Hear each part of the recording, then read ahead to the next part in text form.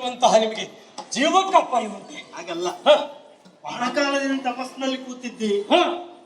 ಏನಾಗಿದೆ, ಏನು ಹೋಗಿದೆ, ಯಾವ ಯುಗ, ಯಾವ ಯುಗದ ನಂತರದ ಯುಗ ಏನೂ ಗೊತ್ತಿಲ್ಲದೆ ಹೋಗಿದೆ ನಿಮಗೆ. ನಾನು ಯಾರು ಗೊತ್ತಾಗಿಲ್ಲ. ನಾನು ನಿನ್ನ ಗುರು. ನನ್ನ ಗುರು ಅಂದ್ರೆ ನಿನಗೆ ಸಂಗೀತ ಹೇಳಿಕೊಟ್ಟ ನಾನಲ್ವಾ?